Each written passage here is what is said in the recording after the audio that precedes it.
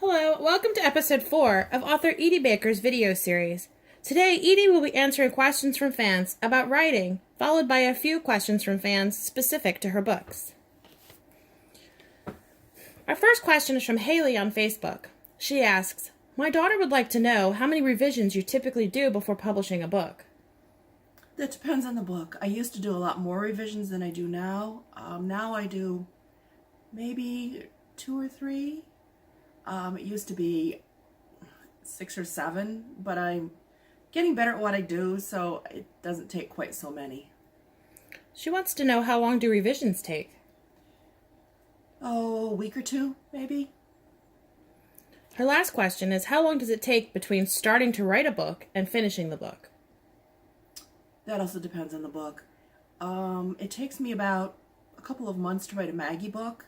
And the Maggie books are the Magic Animal Rescue books, but I call them Maggie books. Maggie's the main character. But other books takes me maybe 3 months, 3 or 4 months. Heather on Facebook asks, You are your own boss and work from home. How do you find the discipline to keep writing and working on your stories? I know it has to get done, and generally I set myself a timetable. When I'm really working hard on my books and I'm not being distracted by horse stuff or things happening in my life, I try to do 2.5 to 3 chapters a week. And my best writing time is first thing in the morning or after I take a nap in the afternoon. My brain is refreshed and I'm able to get a lot more written. I also find that when I want to relax, and sometimes in a shower, sometimes I'm just resting, I get better ideas. And I jot those ideas down, but not in the shower. Heather also says, do you have a set schedule? How many hours a day do you devote to writing? Again, depending on the day, every day is not the same, but on a really good writing day, 5 or 6 hours maybe. Caitlin asks, what advice do you have for aspiring writers? Keep writing. Don't give up. If you get stuck with one story, start working on another one. People ask me all the time about writer's block. I don't generally get writer's block because when I don't feel like working on something in particular, I work on some other aspect of the story. And for instance, I create new characters, I create new settings.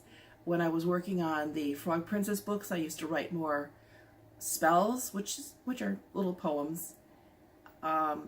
Just something that you know what you're going to need in the future, and it would help you if you wrote it now. And it distracts you from what you're doing, and then you feel a little fresher when you go back to what you need to do. Sarah G asks, if you could tell your younger self anything about writing, what would it be? Don't give up. Believe in yourself. Keep writing, even if it's something you're never going to show anybody else. Just keep writing.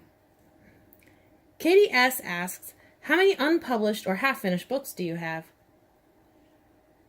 I'm working on one right now, so that's unfinished. I keep doing revisions for certain books. So I have another book that's unpublished, but I'm going to rewrite it before I send it out again.